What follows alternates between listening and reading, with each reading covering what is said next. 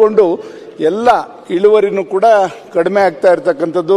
ಅದು ಒಂದ್ಸಲ ಒಂದು ಗರಿ ಮೇಲೆ ಕೂತ್ಕೊಂಡ್ರೆ ಆ ಗರಿ ಕೆಳಗಡೆ ಸಾವಿರಾರು ಮೊಟ್ಟೆಗಳನ್ನ ಇಟ್ಬಿಟ್ಟು ಆ ಗರಿನ ನಾಶ ಮಾಡುತ್ತೆ, ಮತ್ತೆ ಇಳುವರಿನೂ ಕೂಡ ನಾಶ ಮಾಡುತ್ತೆ. ನಮಗೆ ಒಂದು ಎಕರೆನಲ್ಲಿ ಸುಮಾರು 40 ತೆಂಗಿನ ಗಿಡ ಬೆಳಿತೇವೆ.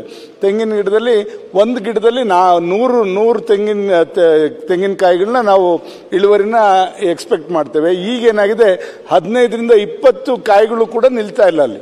ಹೀಗಾಗಿ ಸಾಕಷ್ಟು ಸಮಸ್ಯೆ ಆಗಿದೆ ಈ ಹುಳುವಿಂದ. ಇದನ್ನ ನೀವು ಬೇವಿನ ಹಿಂಡಿ ಇದರಿಂದ ಮಾಡಿ ಅಂತ ಹೇಳ್ತಾ ಇದ್ದೀರಿ, ನಾನು ಸಿಂಪಡಣೆ ಮಾಡಿ ಅಂತ ಹೇಳ್ತಾ ಇದ್ದೀನಿ. ಬಟ್ ಏನಾಗಿದೆ, ಡ್ರಾಸ್ಟಿಕ್ ಆಗಿ ಎಲ್ಲ ಕಡೆ ಒಂದೇ ಸಲ ಅದಕ್ಕೆ ಏನಾದ್ರು ಒಂದು ಸಿಂಪಡಣೆ ಮಾಡಿದ್ರೆ ಇದನ್ನ ನಾಶ ಮಾಡ್ಬೋದು. ಯಾಕೆಂದ್ರೆ ಹಿಂದೆ ಜಯಚಂದ್ರ ಅವರು ಕೃಷಿ ಮಂತ್ರಿ ಆಗಿದ್ದಾಗಲೂ ಕೂಡ ನುಸಿ ರೋಗ ಹಿಡ್ಕೊಂಡು ಒಂದಲ್ಲ ಒಂದು ರೋಗಗಳಿಂದ ತೆಂಗಿನ ಬೆಳೆಗಾರರಿಗೆ ನಷ್ಟ ಆಗ್ತಾ ಇರ್ತಕ್ಕಂಥದ್ದನ್ನ ನಾವು ಅನುಭವಿಸ್ತಾ ಇದ್ದೀವಿ. ಆದ್ರಿಂದ ನಿಮ್ಮ ದಯಮಾಡಿ ಇದಕ್ಕೆ ಏನಾದ್ರು ಒಂದು ಪರಿಹಾರ, ಸೂಕ್ತವಾದ ಪರಿಹಾರ ಕಂಡುಹಿಡ್ಕೋಬೇಕು ಅಂತ ವಿನಂತಿ ಮಾಡ್ತೇನೆ. ಸನ್ಮಾನ್ಯ ಸಭಾಧ್ಯಕ್ಷರೇ, ಮಾನ್ಯ ಸದಸ್ಯರು ಹೇಳುವಂಥದ್ದು ಸತ್ಯ ಇದೆ. ಈ ಬಿಳಿ ನೊಣದ ಕೀಟ ಬಾಧೆಗೆ ಇವತ್ತು ಸುಮಾರು 1,48,448 ಹೆಕ್ಟೇರ್ ಅಷ್ಟು ಇವತ್ತು ಸಹ ಬಾಧಿತ ಪ್ರದೇಶ ಇದೆ. ಆಮೇಲೆ ಸನ್ಮಾನ್ಯ ಸಭಾಧ್ಯಕ್ಷರೇ, ಇದಕ್ಕೆ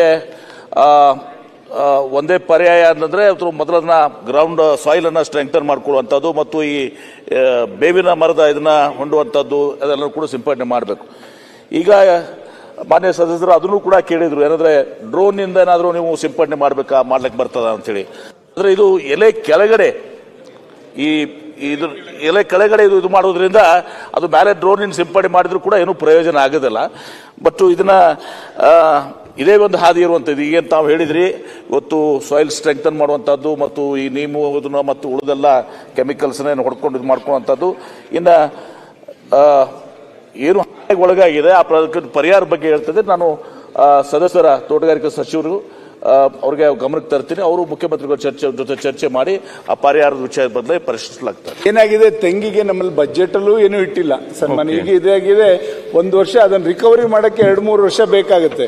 ಆದ್ರಿಂದ ಇವತ್ತು ಒಂದು ಗಿಡದಲ್ಲಿ ಸುಮಾರು 1 ಎಕರೆನಲ್ಲಿ 90,000ಕ್ಕಿಂತ ಹೆಚ್ಚು ಅವ್ರಿಗೆ ನಾಶ ಆಗ್ತದೆ. ಆದ್ರಿಂದ ಕನಿಷ್ಠ 40,000 ಎಕರೆಗೆ ರೈತರಿಗೆ ಪರಿಹಾರ ಕೊಟ್ರೆ ಅವ್ರೊಂದ್ ಸ್ವಲ್ಪ ಬೇರೆ ಏನಾದ್ರು ಮಾರ್ಗಗಳನ್ನ ಹುಡುಕೋಬಹುದು. ದಯಮಾಡಿ ಅದಕ್ಕೆ ನೀವು ಒತ್ತು ಕೊಡಬೇಕು, ಮುಖ್ಯಮಂತ್ರಿಗಳ ಹತ್ರ ಚರ್ಚೆ ಮಾಡಿ.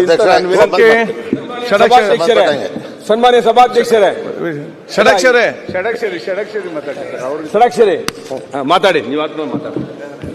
ತೆಂಗು ಕೊಂಡು ಎಲ್ಲ ಇಳುವರಿನೂ ಕೂಡ ಕಡಿಮೆ ಆಗ್ತಾ ಇರತಕ್ಕಂಥದ್ದು.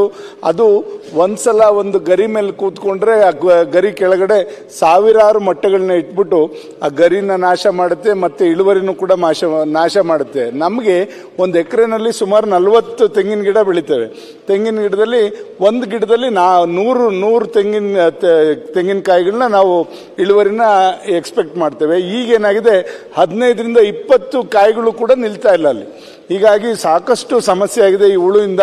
ಇದನ್ನ ನೀವು ಬೇವಿನ ಹಿಂಡಿ ಇದರಿಂದ ಮಾಡಿ ಅಂತ ಹೇಳ್ತಾ ಇದ್ದೀರಿ, ನಾನು ಸಿಂಪಡಣೆ ಮಾಡಿ ಅಂತ ಹೇಳ್ತಾ ಇದ್ದೀನಿ. ಬಟ್ ಏನಾಗಿದೆ, ಡ್ರಾಸ್ಟಿಕ್ ಆಗಿ ಎಲ್ಲ ಕಡೆ ಒಂದೇ ಸಲ ಅದಕ್ಕೆ ಏನಾದ್ರು ಒಂದು ಸಿಂಪಡಣೆ ಮಾಡಿದ್ರೆ ಇದನ್ನ ನಾಶ ಮಾಡ್ಬೋದು. ಯಾಕೆಂದ್ರೆ ಹಿಂದೆ ಜಯಚಂದ್ರ ಅವರು ಕೃಷಿ ಮಂತ್ರಿ ಆಗಿದ್ದಾಗಲೂ ಕೂಡ ನುಸಿ ರೋಗ ಹಿಡ್ಕೊಂಡು ಒಂದಲ್ಲ ಒಂದು ರೋಗಗಳಿಂದ ತೆಂಗಿನ ಬೆಳೆಗಾರರಿಗೆ ನಷ್ಟ ಆಗ್ತಾ ಇರ್ತಕ್ಕಂಥದ್ದನ್ನ ನಾವು ಅನುಭವಿಸ್ತಾ ಇದ್ದೀವಿ.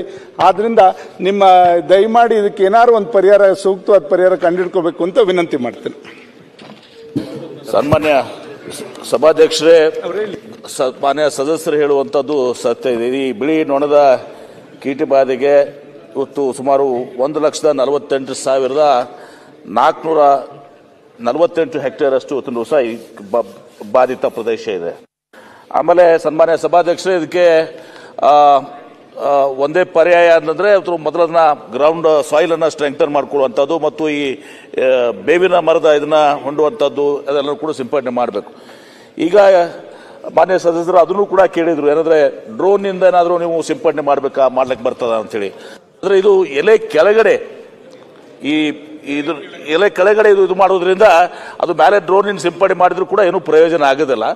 ಬಟ್ ಇದನ್ನ ಇದೇ ಒಂದು ಹಾದಿ ಇರುವಂಥದ್ದು. ಈಗೇನು ತಾವು ಹೇಳಿದ್ರಿ, ಇವತ್ತು ಸಾಯಿಲ್ ಸ್ಟ್ರೆಂಗ್ತನ್ ಮಾಡುವಂಥದ್ದು ಮತ್ತು ಈ ನೀಮು ಮತ್ತು ಉಳಿದೆಲ್ಲ ಕೆಮಿಕಲ್ಸ್ನ ಹೊಡ್ಕೊಂಡು ಇದು ಮಾಡ್ಕೊಳ್ಳುವಂಥದ್ದು. ಇನ್ನು ಏನು